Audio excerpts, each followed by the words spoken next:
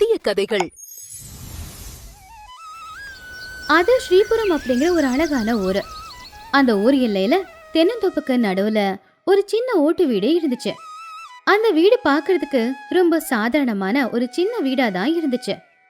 ஆனா அந்த வீட்டோட கதவு எப்பவுமே திறந்து தான் இருக்கும். அந்த வீட்டுல அன்னபூர்ணமா அப்படிங்கிற 70 வயசு இருக்கிற ஒரு பாட்டி வாழ்ந்துகிட்டு இருந்தாங்க. அன்னைக்கு சாயந்தர நேரம் ஆகாயத்துல இருக்கிற மேகங்கள் எல்லாம் கருக்க ஆரம்பிச்சு வேகமா காத்தும் வீசுச்சு. ஊருக்கு வெளியில இருக்கிற ஒரு மண் தெருவுல மழையில நனைஞ்சுக்கிட்டு ராகவனும் அவனுடைய மனைவி ஜானகியும் நின்னுக்கிட்டு இருந்தாங்க.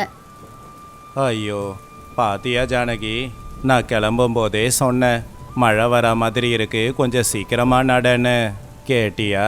இப்ப பாரு, போற வழியிலேயே மழை பெய்யுது. நனைஞ்சி எனக்கு உடம்பெல்லாம் நடுங்குது. அதானே பார்த்தேன். எப்பவுமே நான் தான் தப்பு, நீங்க எந்த தப்பு பண்ணலையா? பக்கத்து ஒரு சந்தையில அந்த வளையலுக்கும் அந்த மஞ்சள் குங்குமத்துக்கும் கடைக்காரங்கிட்ட நீங்க தானே மணிக்கணக்கா பேரம் பேசிக்கிட்டு இருந்தீங்க. அதனாலதான் இப்போ தாமதம் ஆயிடுச்சு. ஆனா மழை பெஞ்சது தப்பு எம்எல்ஏயா? சரி வீடு, இப்ப எதுக்காக அதுக்கு ஒரு சண்டை? இருட்டாக போகுது, இந்த மழையும் நிக்கிற மாதிரி தெரியல. என்னால பசியும் தாங்க முடியல. காலையில வீட்டில இருந்து கொண்டு வந்த சாப்பாட்டை வழியிலேயே சாப்பிட்டுட்டோம். இப்ப சாப்பிட்றதுக்கு எதுவும் இல்லையே. இந்த காட்டுல வேற கொடூரமான மிருகங்கள் இருக்குமோ என்னமோ. எனக்கும் பசி எடுக்குது, பயமாவும் இருக்கு. இந்த நேரத்துல சாப்பிட சாப்பாடு கிடைக்கலன்னா பரவாயில்ல, ஆனா தங்குறதுக்கு ஏதாவது சின்ன வீடு கிடைச்சா நல்லா இருக்கும். பக்கத்துல சத்திரமோ மண்டபமோ இருந்தா நல்லா இருக்கும். அப்பதான் ஜோரா ஒரு மின்னல் மின்னுச்சு. அந்த மின்னலோட வெளிச்சத்துல தூரத்துல ஒரு சின்ன விளக்கு எரியுறது அவங்க கண்ணுக்கு தெரிஞ்சுது. அட ஜானகி, அங்க பாரு, தூரத்துல ஒரு வீடு இருக்கு போலயே. அங்க விளக்கும் எரியுது, வா அங்க போய் பார்க்கலாம். ஐயோ, யாருன்னு தெரியாதவங்க வீட்டுக்கு போனா நல்லா இருக்குமாங்க? அவங்க எப்படிப்பட்டவங்கன்னு தெரியல. கதவு திறப்பாங்களா? இப்ப நமக்கு வேற வழியும் இல்லையே. இப்படியே மழையில நனைஞ்சி நின்று குளிர்ஜோரம் வந்து உடம்பு வீணா போறதுக்கு அவங்க கிட்ட போய் கேட்கறதுல எந்த தப்பும் இல்லை, வா. 2 பேரும் அந்த மலையில நனைஞ்சுக்கிட்டு அந்த வீட்டுக்கிட்ட போனாங்க. அங்க போய் பார்த்தா அது ஒரு பழைய காலத்து ஓட்டு வீடு. வீட்டை சுத்திலும் சுத்தமா ஒன்றும் இருக்கல. ஆனா வீட்டு வாசல் மட்டும் தண்ணி தெளிச்சு அழகா கோலம் போட்டு பூவும் வச்சிருந்துச்சு. ஏங்க, வீட்டில் யாராச்சும் இருக்கீங்களா? அப்போ உள்ள இருந்து ஒரு வயசான பாட்டியோட குரல் கேட்டுச்சு. கையில விளக்கு பிடிச்சுக்கிட்டு பாட்டி வெளியில வந்தாங்க. யார் அது? ஐயோ, என்னப்பா இது, மழையில இப்படி நனைஞ்சு போய் வந்திருக்கீங்க. சரி உள்ள வாங்கப்பா, வெளியில நிக்காதீங்க. ராகவனும் ஜானகியும் ஒரு சந்தேகத்தோடவே வீட்டுக்குள்ள போனாங்க. வாங்கப்பா, 2 பேரும் வாங்க. இந்த காத்து மழையில வந்திருக்கீங்களே, பாவம் எவ்வளவு நேரமா நனைஞ்சுக்கிட்டு இருக்கீங்களோ என்னவோ. இந்த ஈரமா இருக்கிற துணிய மாத்திக்கோங்க, அப்படி இல்லைன்னா நாளைக்கு குளிர் ஜுரம் வந்துடும். பாட்டி வணக்கம். நாங்க பக்கத்து ஊர் சந்தைக்கு போயிட்டு ஊருக்கு போற வழியில தான் இப்படி மழை பெய்ய ஆரம்பிச்சிடுச்சு. இன்னைக்கு ஒரு நாள் மட்டும் உங்க வீட்டு திண்ணையில நாங்க படுக்க அனுமதி கொடுத்தீங்கன்னா அதுக்கப்புறம் நாங்க காலையில போயிடுவோம். தங்குறதுக்கு வீடு இருக்கும் போது ஏமா திண்ணையில படுக்கணும்? இது என் வீடு இல்லம்மா, உங்களை மாதிரி ஆட்களுக்கு உதவி செய்யற சத்திரம் தான். என்கிட்ட கொஞ்சம் பழைய துணிங்க இருக்கு. என்னோட பழைய புடவையும் என் புருஷனோட பழைய வேட்டியும் இருக்கு. வெளியில பயங்கரமான இடி மின்னல் சத்தத்தோட வேகமா வீசுற காத்தோட மழையும் கொட்டிக்கிட்டு தான் இருந்துச்சு. இப்போ உங்க 2 பேருக்கும் பரவாயில்லையா? சரி உக்காருங்க. உங்க 2 பேரும் முகத்தை பார்த்தாலே தெரியுது, ரொம்ப பசியோட இருக்கீங்க போல. ஐயோ, அதெல்லாம் ஒன்றும் இல்லை பாட்டி, நாங்கள் மதியம் நல்லா தான் சாப்பிட்டோம். இப்போ குடிக்கிறதுக்கு கொஞ்சம் தண்ணி மட்டும் இருந்தால் கொடுங்க. இந்த நேரத்தில் எதுக்கு உங்களுக்கு அந்த சமைக்கிற கஷ்டம் எல்லாம்? நான் உன்னோட அம்மா மாதிரிப்பா. என்கிட்ட போய் சொன்னா என்னால கண்டுபிடிச்சிட முடியும். உங்க வயிற்றுக்குள்ள பசி எடுக்குது அப்படிங்கிறது உன் கண்ணுல தெளிவா தெரியுது. அதை என்னால பார்க்கவும் முடியுது. கொஞ்ச நேரம் இருங்க, போய் சீக்கிரமா சூடா சமைச்சிடுறேன். இந்த குளிருக்கு சூடா சாப்பிட்டா ரொம்ப நல்லா இருக்கும். ஐயோ வேண்டாம் பாட்டி, இந்த நேரத்துல எங்களால உங்களுக்கு எதுக்கு வீண் சிரமம்? எங்க கிட்ட நாங்க கொண்டு வந்த பழைய சாப்பாடு கொஞ்சம் இருக்கும், நாங்க அதையே சாப்பிட்டுக்கிறோம். பழைய சாப்பாடா? வீட்டுக்கு வந்தவங்களுக்கு வயிறார சாப்பாடு போடாம போனா அது அன்னபூர்ணாவோட வீடாகாதே. இது எங்க குடும்பத்தோட வழக்கம். நீங்க 2 பேரும் உட்காருங்க, உங்களுக்கு சூடா சமைச்சு எடுத்துட்டு வந்து கொடுக்கறேன். சமைக்கிறது எனக்கு சிரமம் இல்ல, எனக்கு பிடிச்ச விஷயம் அப்படின்னு சொல்லி பாட்டி சமையல் அறைக்குள்ள போனாங்க. அப்ப ஜானகியும் அவங்க பின்னாடியே போனா. பாட்டி, என்னால சும்மா உட்கார முடியாது, நானும் உங்களுக்கு ஏதாவது உதவி செய்யறேன். என்ன உதவி செய்யணும்னு சொல்லுங்க, காய்கறியை நறுக்கி கொடுக்கவா? ஜானகி அந்த சமையல் அறைய பார்த்து ரொம்பவும் ஆச்சரியப்பட்டா. அங்க இருக்கிற பித்தளை, செம்பு, பாத்திரங்கள் எல்லாம் பளபளன்னு இருந்துச்சு. அடுப்பு நல்லா சிகப்பா எரிஞ்சுக்கிட்டு இருந்துச்சு. அங்க பக்கத்துல நிறைய மூட்டை அரிசி பருப்பு இருக்கிறது எல்லாத்தையும் பார்த்தா. அது மட்டும் இல்ல, எல்லா பாத்திரமும் பெருசு பெருசா இருந்துச்சு. பாட்டி, இங்க பார்த்தா இவ்வளவு பெரிய பெரிய பாத்திரம் இருக்கு. ஏதோ கல்யாணத்துக்கு சமைக்கிற மாதிரி. ஆனா வீட்ல இருக்கிறது நீங்க மட்டும்தான். உங்களுக்கு எதுக்கு இதெல்லாம்? இங்க இருக்கிற பாத்திரம் எல்லாம் எங்க ஊர்ல ஏதாவது விசேஷம் நடந்தா சமைக்கிறதுக்காக வச்சிருக்கேம்மா. ஊர்ல என்ன விசேஷம், என்ன பண்டிகை இருந்தாலும் சரி, அன்னதானம் மட்டும் என் வீட்ல தான் நடக்கும். 4 பேருக்கு என் கையால சமைச்சு கொடுக்கலனா எனக்கு அன்னைக்கு தூக்கமே வராது. சரி, இன்னைக்கு நீ எனக்கு உதவி செய்யறேன்னு சொல்ற. அந்த மூலையில காய்கறி கூட இருக்கு பாரு, எடுத்துட்டு வா. இன்னைக்கு எண்ணெய் கத்திரிக்காவும் கொஞ்சம் மிளகு ரசமும் வைக்கிறேன். சுட சுட சாப்பிட நல்லா இருக்கும். பாட்டி, நான் உன்னை கேட்கவா? நீங்க இங்க தனியா இருக்கீங்க. இவ்வளவு பெரிய வீட்டுல தனியா இருக்க பயமா இல்லையா? இந்த வீடு வேற ஊரை விட்டு தள்ளி இருக்கு. திருடனுங்க, கொள்ளைக்காரனுங்க வருவாங்கன்ற பயம் இல்லையா? பயம் எதுக்குமா? நான் எந்த தப்பும் செய்யாத வரைக்கும் அந்த கடவுளே எனக்கு துணைக்கு இருப்பான். இங்க நான் தனியா இருக்கேன்னு யார் சொன்னது? எப்படியும் யாராவது ஒருத்தங்க வந்துகிட்டு போய்கிட்டு இருப்பாங்க. இன்னைக்கு நீங்க வந்திருக்கீங்க. நேத்திக்கே ஒரு சாமியார் வந்தாரு. அதுக்கும் முன்னாடி ஒரு வியாபாரி வந்திருந்தாரு. இவங்க எல்லாருக்கும் சமைச்சு கொடுக்கறது தான் என் வேலை. இவங்க எல்லாரும் தான் என் உறவுகள். எல்லாருக்கும் இலவசமா சாப்பாடு போடுறீங்களா? ஆனா இந்த செலவுக்கெல்லாம் என்ன பண்றீங்க? உங்களுக்கு ஏதாவது சம்பாதனை இருக்கா? சம்பாதிக்க வேண்டிய அவசியம் எனக்கு என்னமா இருக்கு? என் புருஷன் அவர் போறதுக்கு முன்னாடி எனக்கு தேவையான எல்லாத்தையுமே கொடுத்துட்டு போயிட்டாரு. குத்தகைக்கு கொடுத்த வயல்ல இருந்து எனக்கு அரிசி பருப்பெல்லாம் வந்துடும். அதே மாதிரி தோட்டத்துல நிறைய காய்கறியும் விளையுது. இது எல்லாத்தையுமே தனியா நான் என்ன செய்ய போறேன்? அதனால எல்லாருக்கும் சமைச்சு போட்டு அவங்க முகத்துல சந்தோஷத்தை பாக்குறேன். எனக்கும் பசங்க இருக்காங்க.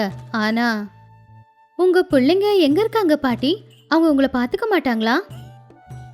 என் பிள்ளைங்க எல்லாருமே பட்டணத்திலேயே தங்கிட்டாங்கம்மா. அவங்களுக்கு அங்கதான் வேலை. அம்மா, இந்த கிராமத்துல, இந்த ஊர் எல்லையில இந்த சின்ன வீட்டுல நீ ஏன் இருக்கணும்? வாமா, எங்க கூட பட்டணத்துல வந்து தங்கு, அங்க நீ சந்தோஷமா இருப்பேன்னு சொல்லுவாங்க. ஆனா எனக்கு இந்த மண் வாசம், இந்த அடுப்புல எரியிற நெருப்பு, வரவங்க கண்ணுல தெரியிற பசி, அந்த பசியை தீக்கலனா எனக்கு நிம்மதியாவே இருக்காது. அதனாலதான் இந்த மண்ணை விட்டு நான் எங்கேயுமே போகல. அப்பதான் ராகவனும் சமையலறைக்குள்ள வந்தான். வாசம் ரொம்ப நல்லா இருக்கு பாட்டி. மிளகு ரச வாசம் அங்க வரைக்கும் வருது. எனக்கு ரொம்ப பசி எடுக்குது. பசி ருசிய அதிகமாக்கும்பா. சரி வாங்க, சமையல் முடிஞ்சிருச்சு. 2 பேரும் வாழை இலையை போட்டு உக்காருங்க. சூடு ஆறதுக்கு முன்னாடியே சாப்பிடணும். ராகவனும் ஜானகியும் உக்காந்துருந்தாங்க. அவங்க முன்னாடி 2 வாழை இலை இருந்துச்சு. பாட்டி அவங்க 2 பேருக்கும் சாப்பாடு பரிமாறினாங்க. வாழை இலையில சுட சுட சாப்பாடு, அதுக்கு மேல எண்ணெய் கத்திரிக்காய் குழம்பும், அப்புறம் பக்கத்துல குடிக்கிறதுக்கு மிளகு ரசமும் இருந்துச்சு. அப்படியே கொஞ்சம் தயிரும் ஊறுகாயும். அட அட அட ஜானகி, என்ன இது? இது என்ன கத்திரிக்காய் குழம்பா இல்ல இது அமிர்தமா? நாக்கில வச்சதும் கரைஞ்சு போயிடுச்சே. உண்மைதாங்க, எங்க அம்மா செஞ்சு கொடுக்குற சமையல் கூட இவ்வளவு சுவையா இருக்காதே. பாட்டி, இந்த குழம்புல நீங்க என்ன போட்டீங்க? சாதாரண கத்திரிக்காய் தானே, ஆனா இவ்வளவு சுவை எப்படி வந்துச்சு? இதுல ரகசியமா போட எதுவும் இல்லம்மா. தோட்டத்துல விளைஞ்ச கத்திரிக்காய், அம்மியில அரைச்ச மசாலா, கூடவே கொஞ்சம் பாசம், இது எல்லாத்தையும் கலந்து செய்யும்போது எல்லா சமையலும் சுவையாதான் இருக்கும். எல்லாரும் சமையல ஒரு வேலையா நினைச்சு கஷ்டத்தோட செய்வாங்க. ஆனா நான் சமையல பூஜையா நினைச்சு பக்தியோட செய்வேன். பசின்னு வரவங்களுக்கு வயிறார சாப்பாடு போடும்போது அவங்க கண்ணுல கடவுள் தெரியவாரு. அந்த கடவுளை தான் தினமும் நான் கும்பிடுறேன். பாட்டி, நீங்க சொல்றது உண்மைதான். நான் எத்தனையோ பேரோட வீட்டு விருந்துக்கு போயிருக்கேன், எத்தனையோ கோவில்லையும் சாப்பிட்ருக்கேன். ஆனா இந்த சாப்பாடு மகிமை வாய்ந்தது. இது ரொம்ப சுவையா இருக்கு. மகிமையும் இல்ல, ஒன்றும் இல்ல, இது வெறும் சாப்பாடு தான். நல்லா சாப்பிடுங்க. இன்னும் கொஞ்சம் ரசம் ஊத்தவா, இல்ல மோர் ஊத்தவா? போதும் பாட்டி, வயிறும் நிறைஞ்சு போச்சு, மனசும் நிறைஞ்சு போச்சு. இவ்வளோ அன்பு சமீப காலத்துல யாரும் எங்க மேல காட்டினதே இல்ல. ராகவனும் ஜானகியும் நல்லாவே சாப்பிட்டு முடிச்சாங்க. மழை நின்று போச்சு, ஆனா காத்து வீசிக்கிட்டு இருந்துச்சு. அப்ப அன்னபூர்ணம்மா அவங்க 2 பேரும் படுக்கிறதுக்கு படுக்கையை ஏற்பாடு பண்ணாங்க. இன்னைக்கு ராத்திரிக்கு நீங்க 2 பேரும் இங்கேயே தங்கிட்டு நாளைக்கு காலையில போனா போதும். பயப்படாதீங்க, நான் இங்க பக்கத்து அறையில தான் இருப்பேன். அடுத்த நாள் காலையில ஆச்சு. காலையிலே வீட்டை சுத்தி கலகலன்னு பறவைங்களோட சத்தம். அப்பதான் ராகவனும் ஜானகியும் எழுந்திருச்சாங்க. வீட்டுக்கு வெளியில யாரோ பேசிக்கிட்டு இருக்கிற மாதிரி சத்தம் கேட்டுச்சு. ராகவனும் ஜானகியும் வெளியில வந்து பார்த்தப்போ அங்க ஒரு 4 விவசாயிங்க 2 பெரிய பெரிய மாட்டு வண்டியில நிறைய மூட்டைங்களை இறக்கிக்கிட்டு இருந்தாங்க. அது ரொம்ப கனமாவும் இருந்துச்சு. அம்மா கும்பிடுறம்மா, இந்த வருஷ குத்தக வருமானமா 50 மூட்டை நெல்லை கொண்டு வந்திருக்கேன். அப்படியே 1000 தேங்காவும் கொண்டு வந்திருக்கேன். எங்க வைக்கணும்? சந்தோஷம் ராமையா. சரி, ராமர் கோவிலுக்கு கொடுக்க வேண்டிய பணத்தை கொடுத்துட்டியா? அப்புறம் அந்த அன்ன சத்திரத்துக்கு கொடுக்க வேண்டிய அரிசியை கொடுத்துட்டியா? இது எல்லாத்தையுமே அவங்களுக்கு கொண்டு போய் கொடுத்துரு. மிச்சம் இருக்கிறத பின்னாடி இருக்கிற அறையில கொண்டு போய் வெய்யே. சரிங்கம்மா, நீங்க சொன்ன மாதிரியே செய்யறோம். இத பார்த்து ராகவனும் ஜானகியும் ஒருத்தங்க முகத்தை இன்னொருத்தங்க பார்த்துக்கிட்டாங்க. அப்ப ராகவன் ரகசியமா ஜானகி காதுல இப்படி சொன்னான். ஜானகி, பாத்தியா? 50 மூட்டை அரிசியாமா, 1000 தேங்காயாமா. இவங்கள பார்க்க சாதாரணமானவங்களா தெரியல, ஏதோ ஜமீன்தார் குடும்பம் போல. ஆனா எவ்வளோ எளிமையா இருக்காங்க. ஆமாங்க, ஒண்ணு இல்லாதவங்களே இப்பெல்லாம் ஆடம்பரமா வாழ்றாங்க. ஆனா இந்த அம்மா கால்ல ஒரு செருப்பு கூட போட்டுக்கிட்டு இல்ல. ரொம்ப நல்ல மனுஷங்க. அன்னபூர்ணி அம்மா வேலைக்காரங்க கிட்ட பேசிட்டு உள்ள வந்துட்டாங்க. ஏம்மா, வெளியில அத்தனை வேலைக்காரங்க, அத்தனை மூட்டை அரிசி, இது எல்லாத்துக்கும் நீங்க தான் சொந்தக்காரியா? எனக்கு இதை பார்த்தா மயக்கமே வரா மாதிரி இருக்கு. இங்க யாருக்கும் எதுவுமே சொந்தம் இல்லப்பா, எல்லாமே கடவுளுக்கு சொந்தம். நாம அதை பாதுகாக்கிறோம், அவ்வளவுதான். இதெல்லாம் என் புருஷன் எனக்காக சம்பாதிச்சு கொடுத்துட்டு போனது. அதை எல்லாத்தையுமே நல்லபடியா பார்த்துக்க வேண்டிய பொறுப்பு மட்டும்தான் என்கிட்ட இருக்கு. ஆனா எனக்கு இவ்வளோ சொத்தோட தேவை இல்லப்பா. 2 வேளை சாப்பாடு இருந்தா போதும், தங்க ஒரு இடமோ கட்டிக்கு துணியோ இருந்தா போதும். அதனாலதான் மிச்சம் இருக்கிற எல்லாத்தையுமே எல்லாருக்காகவும் கொடுத்துக்கிட்டு இருக்கேன். நாம போகும்போது எடுத்துட்டு போறதுக்கு என்னப்பா இருக்கு? இந்த புண்ணியம்தான் இருக்கு. இவ்வளோ சொத்து இருக்கு, ஆனா இங்க வரவங்களுக்கு நீங்களே உங்க கையார சமைச்சு கொடுக்குறீங்க. வேலைக்காரங்க கிட்ட சொல்லி சமைக்க சொல்லலாம்ல, உங்களுக்கு கஷ்டமா இல்ல? வேலைக்காரங்க சமைச்சா அது வேலையாகும், அவ்வளவுதான். அதுவே நான் சமைச்சா அது பாசமாகும். வீட்டுக்கு பசின்னு வர குழந்தைங்களுக்கு சமைச்சு கொடுக்கறவ தாய் தானே, வேலைக்காரி கிடையாது இல்லையா? இந்த வீட்டுக்கு யாரெல்லாம் வராங்களோ அவங்க எல்லாம் நான் பெறாத பிள்ளைங்க தான். அவங்களுக்கு ஏன் கையால தான் நான் சமைச்சு கொடுக்கணும். அதை கேட்டதுமே ஜானகியோட கண்ணுல இருந்து கண்ணீர் வந்துச்சு. பாட்டி, நீங்க மனுஷ உருவத்துல இருக்கிற கடவுள். நேத்து நாங்க வரும்போது உதவி கேட்டுதான் இங்க வந்தோம். ஆனா இன்னைக்கு போகும்போது ஒரு பெரிய பாடத்தை கத்துக்கிட்டு போய்கிட்டு இருக்கோம். நம்ம கிட்ட எவ்வளவு இருந்தாலும் எவ்வளவு சம்பாதிச்சாலும் அடக்கத்தோட இருக்கணும். இன்னொருத்தங்க பசியை தீக்கிறதுலதான் உண்மையான சந்தோஷம் இருக்குன்னு தெரிஞ்சுக்கிட்டோம். உண்மைதான் பாட்டி, இந்த வீடு சின்ன வீடா இருக்கலாம், ஆனா உங்க மனசு எல்லை இல்லாத அந்த ஆகாயம் மாதிரி. நீங்க ரொம்ப நல்லவங்க. நாங்க கிளம்புறோம் பாட்டி. அன்னபூர்ணி அம்மா அவங்கள அனுப்பும் போது கையில மஞ்சள் குங்குமமும் 2 தேங்காயும் வச்சு கொடுத்து, வாய்ப்பு இருந்தா மறுபடியும் சந்திக்கலாம்ப்பா, பத்திரமா போயிட்டு வாங்க. இந்த பக்கமா மறுபடியும் என்னைக்காச்சும் வந்தீங்கன்னா இந்த வீட்டுல உங்களுக்கு ஒரு அம்மா இருக்கான்றத மறந்துடாதீங்க. வந்து என்ன பார்த்துட்டு போங்க. கண்டிப்பா வருவோம் பாட்டி, உங்களை நாங்க என்னைக்குமே மறக்க மாட்டோம். ராகவனும் ஜானகியும் மனசு நெறிஞ்சு இந்த பாட்டி மாதிரி தான் நம்ம வாழணும் அப்படின்ற எண்ணத்தோட கிளம்புனாங்க. அவங்க போகும்போது பாட்டியை திரும்பி பார்த்தாங்க. அப்ப அந்த ஓட்டு வீட்டுக்கு வெளியில பாட்டி நின்னுக்கிட்டு சிரிச்சுக்கிட்டே டாட்டா காட்டிக்கிட்டு இருந்தாங்க. அந்த சூரியனோட ஒளி அவங்க மேல பட்டு அவங்க பார்க்க அன்னபூர்ணா தேவி மாதிரி தான் எல்லாருக்குமே தெரிஞ்சாங்க.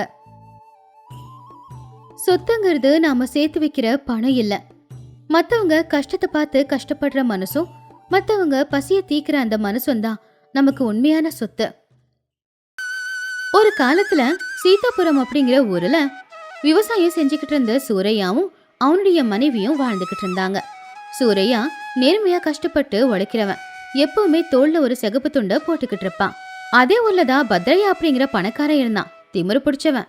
சூரையாவோட 3 ஏக்கர் பூமி பத்ரையாவோட 100 ஏக்கர் பூமிக்கு நடுவுல தான் இருந்துச்சு. ஒரு நாள் காலையில சூரையா அவனுடைய வயல்ல வேலை பார்த்துக்கிட்டு இருக்கும் போது பத்ரையா அவனுடைய வேலைக்காரன் கூட சேர்ந்து அந்த பக்கமா வந்தான். ஏண்டா சிகப்பு துண்டு. வணக்கங்க ஐயா. என்னடா பண்ணிக்கிட்டு இருக்க? இந்த மண் எல்லாத்தையும் பொண்ணாக்க பார்க்கறியா? இல்லைங்க ஐயா, மழை வர்றதுக்கு முன்னாடி இந்த வரப்பை வெட்டி வைக்கிறேன். உன்கிட்ட இருக்கிற 3 ஏக்கருக்கு நீ இவ்வளோ பதட்டமாக வேலை பார்க்குறத பார்த்தா எனக்கு சிரிப்பு தாண்டா வருது. ஆமாங்க ஐயா, நம்ம 100 ஏக்கர் பூமியில் விளையிற விளைச்சல்ல ஒரு பங்கு கூட இவனோட விளைச்சல் இருக்காது. ஆனால் எனக்கு தேவையான விளைச்சலுக்கு இதுவே போதுமே. இங்க பாருடா, இந்த திமிரு தான் எனக்கு பிடிக்க மாட்டேங்குது. உன்னோட 3 ஏக்கரையும் என்கிட்ட வித்துட்டு என்கிட்ட வந்து வேலைக்கு சேரு. உன் பொண்டாட்டிய என் வீட்டுக்கு வேலைக்கு அனுப்பிடு. 2 பேரும் சம்பாதிச்சு சந்தோஷமாயிருங்க. மன்னிச்சிடுங்க ஐயா, இது எங்க தாத்தா காலத்து பூமி. இதை விற்கிறதுல எனக்கு விருப்பம் இல்லைங்க. எவ்வளவு தைரியண்டா உனக்கு? என்னையே எதிர்த்து பேசுறியா? எதிர்த்து பேசலங்க ஐயா, என் மனசுல பட்டதை சொன்னேன். டேய் சிகப்பு துண்டு, உன்னோட துண்டு எவ்வளவு சிகப்பா இருக்கோ உன் திமிரு அதை விட சிகப்பா தான் இருக்கு.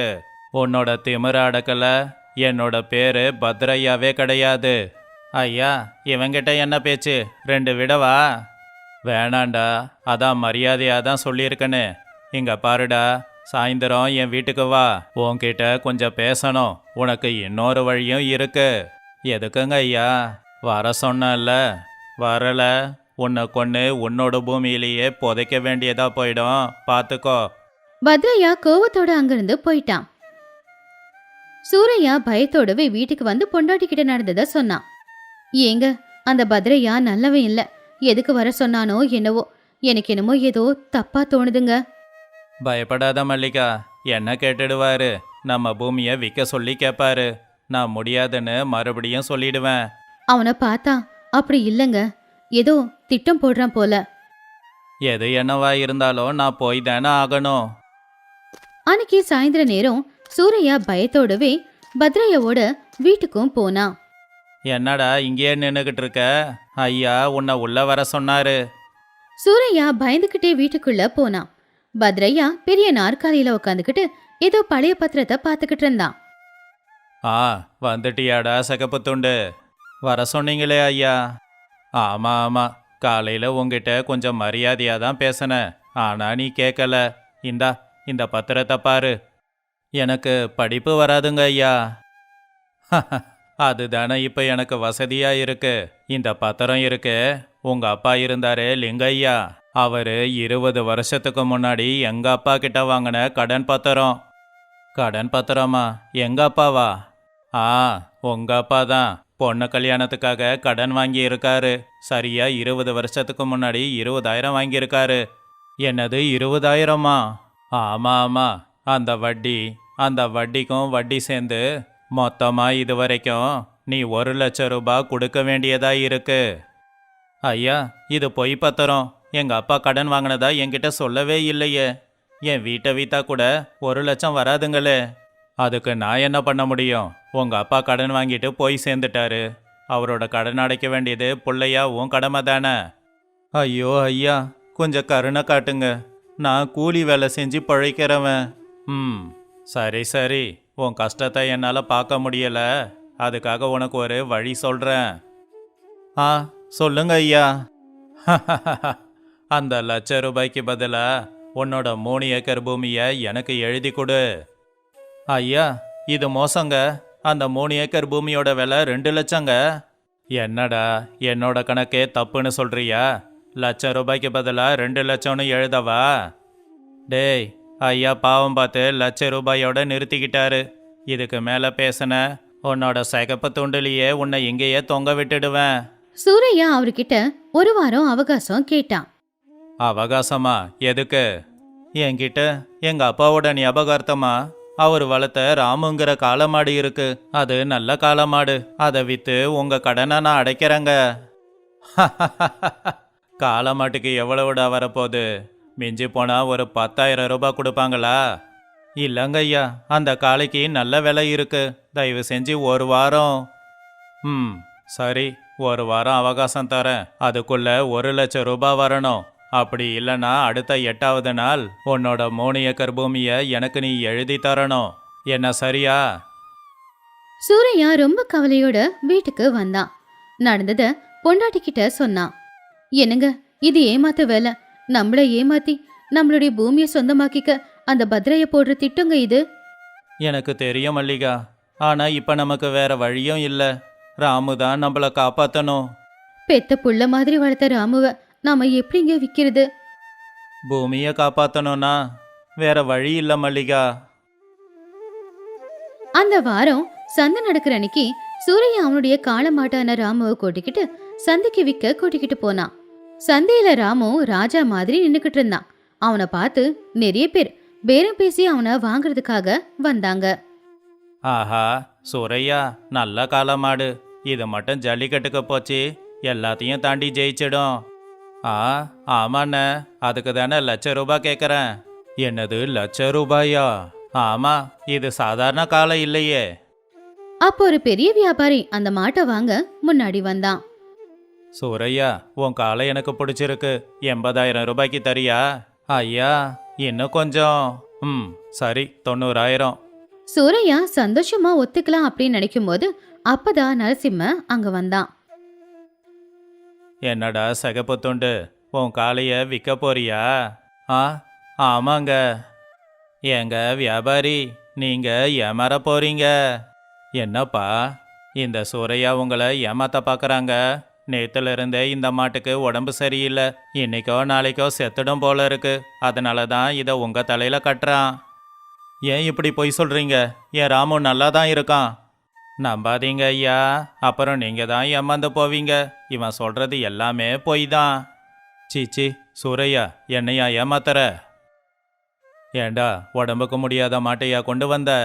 இல்லைங்க, என்ன நம்புங்க. இது அவங்க ஏமாத்துறாங்க. ஆனா யாரும் நம்பல. சந்தையில சூரையாவோட காளைய வாங்க யாரும் அடுத்து வரவே இல்ல. சூரையா ரொம்பவும் கவலையோட வீட்டுக்கு திரும்பி வந்துகிட்டு இருந்தான். அப்படி அவன் ஊருக்கு வரும்போது காட்டு வழியில முக்காடு போட்டுக்கிட்டு ஒரு ஆளு அவன் பக்கத்துல வந்தாரு. என்னப்பா, காளைய விற்கலையா? இல்லைங்க ஐயா, என் மாட்டுக்கு வியாதி இருக்குன்னு யாரோ பொய் சொல்லிட்டாங்க. உடம்புக்கு முடியாத மாதிரி தான் இருக்குது. சரி, போனா போகுது. நான் ஒரு 1,000 ரூபாய் தரேன், எனக்கு கூட. நான் வேற யாருக்குன்னா வித்துக்கிறேன். 1000 ரூபாயா? உடம்புக்கு முடியாத மாட்டுக்கு எவ்வளோ தருவாங்க? கொடுக்கறதுனா கொடு. ஐயோ ராமு, உனக்கா இந்த நிலைமை?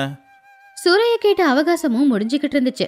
பத்ரைய எங்க அவனுடைய வயலை புடுங்கிடுவானோ அப்படிங்கிற பயத்துல சூரையா 1000 முடியாதுங்க, குறைஞ்சது 5,000ஆவது கொடுங்க. சரி, பார்க்க பாவமா இருக்கு, இந்த 5,000. சூரையா அந்த 5,000 ரூபாவை எடுத்துக்கிட்டு அழுதுகிட்டே பத்ரையாவோட வீட்டுக்கு போனான். ஐயா, வாடா சகப்பு தொண்டு, சொன்ன மாதிரியே 1,00,000 ரூபாய் கொண்டு வந்தியா? இல்லைங்க ஐயா, யாரோ போட்ட திட்டத்தால் என் காளையை 5,000 ரூபாய்க்கு தான் விற்க முடிஞ்சது. இதை வாங்கிக்கிட்டு இன்னும் கொஞ்சம் அவகாசம். 5,000மா? 1,00,000 ரூபாய் கொடுக்க வேண்டிய இடத்துல 5,000மா? ஏண்டா, என் அடையாளம் தெரியுதா?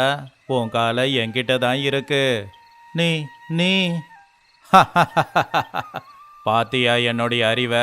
உன்னுடைய காளையம் போச்சு, வட்டிக்கு இந்த 5,000 சரியா போச்சு. நாளைக்கு உன்னோட வயல்ல என்னோட கொடி பறக்கும். போப்போ. சூரையா ஏமாந்துட்டான் அப்படின்னு நினைச்சு ரொம்பவும் வருத்தப்பட்டான். அடுத்த நாள் பத்ரையாவோட ஆட்கள் வந்து சூரையாவோட வயலை எடுத்துக்கிட்டாங்க. சூரையாவும் அவனுடைய மனைவியும் உட்காந்து அழ ஆரம்பிச்சிட்டாங்க. ஏங்க, நம்ம வயல் போயிடுச்சேங்க. பூமி போச்சுதான், ஆனா என் தைரியம் போகல. இப்ப எப்படிங்க? அந்த பத்ரையா கிட்டேயே போய் வேலைக்கு சேரலாம். என்னது, நம்ம வயலை நாம கூலி வேலை செய்ய போறோமா? ஆமா, நம்ம வயலை நாம விடக்கூடாது. சூரையா மல்லிகா 2 பேரும் அவங்க வயல்லையே வேலை செய்ய ஆரம்பிச்சாங்க. பத்ரையா வேணும்னே அவங்களுக்கு அந்த வயல்லையே வேலை செய்ய சொல்லி சொன்னான். என்னடா சகப்பு துண்டு, உன் சொந்த வயல்லையே கூலி வேலை செய்யறியே, எப்படி இருக்கு? நல்லா இருக்கு, நல்லா இருக்குங்க ஐயா. என்னடா இன்னும் திமிரு குறையிலையா? திமிரெல்லாம் இல்லைங்க ஐயா, நான் கஷ்டப்பட்டு உழைக்கிறவன், நீங்க முதலாளி, நான் கூலி கூலி வேலை செய்கிறவன். இங்க பாருடா. சொல்லுங்க ஐயா.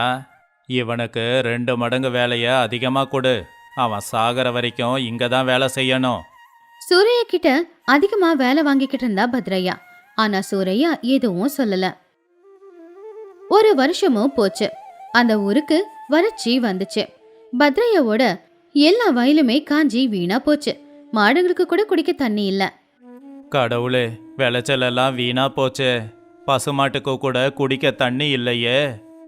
ஐயா, நம்ம வயலெல்லாம் காஞ்சி போச்சு. ஆனா என்னடா, அந்த சூர்யா கிட்ட இருந்து நம்ம வாங்கினமே 3 ஏக்கர் பூமி, அங்க மட்டும் பச்சை பசேல்னு இருக்கு. அப்படியா?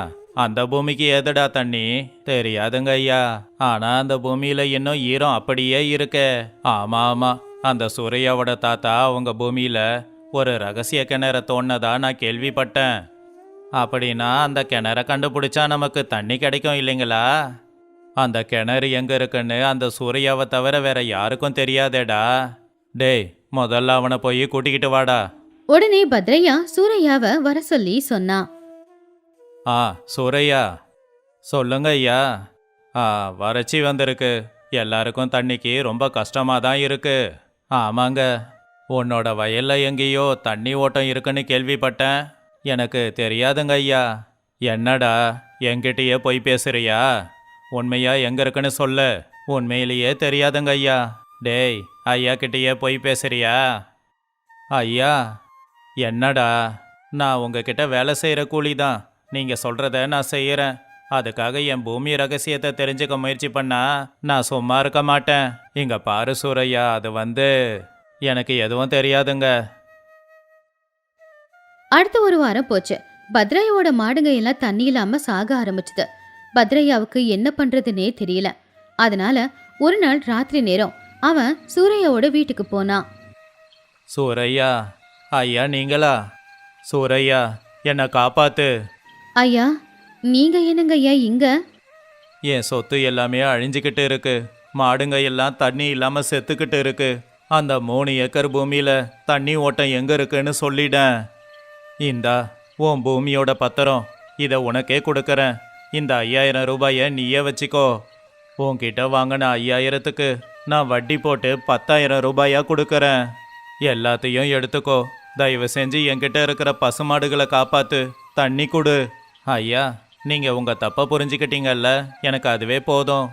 அப்படின்னா தண்ணி அந்த வயல்ல ரகசிய தண்ணி எல்லாம் எங்கேயும் இல்லை. அப்படின்னா எங்க தாத்தா சொல்லியிருக்காரு, எங்க பூமியில ஒரு தனித்துவம் இருக்கு. எங்க பூமிக்கு கீழே இருக்கிற கல்லுங்க எல்லாமே தண்ணி இருக்கும்போது தண்ணியை இழுத்து பிடிச்சிக்கும். அதனால 10 வருஷம் தண்ணி ஊற்றலனாலும் ஈரம் இருக்கும். அப்படியா? ஆமா, அந்த பூமிக்கு கஷ்டத்தோட மதிப்பு தெரியும். நம்பினவனை அது ஏமாத்தாது. நான் தான் அந்த பூமியையும் உன்னையும் புரிஞ்சிக்கவே இல்லை சூரையா. பரவாயில்லைங்க ஐயா, என் வயலை எனக்கு கொடுத்துட்டீங்க. உங்கள் மாடுங்களுக்கு போடுறதுக்கான பச்சை புல் என் வயலில் நிறைய இருக்கு, எடுத்துக்கிட்டு போங்க. நீ கடவுள் தான் சூரையா. என்னையும் உன்னோட வயலில் வேலைக்கு வச்சுக்கிறியா? ஐயா. இல்லை, என்ன ஐயான்னு கூப்பிடாத, பத்ரையான்னு கூப்பிடு. சரிங்க ஐயா அப்படின்னு சொல்லி நாளையில இருந்து வேலைக்கு வாங்க அப்படின்னு சொல்லிட்டான். அந்த வறட்சி காலத்துல சூரையாவோட 3 ஏக்கர் வயல் தான் அந்த ஊருக்கே பெரிய உதவியா இருந்துச்சு. பத்ரையா அவனுடைய திமிரெல்லாம் விட்டுட்டு சூரையாவோட வயல்ல வேலை செஞ்சு கஷ்டத்தோட மதிப்பு புரிஞ்சுக்கிட்டான். இப்ப சூரையாவோட சிகப்பு துண்டு அந்த ஊருக்கே ஒரு கௌரவ சின்னமா மாறுச்சு.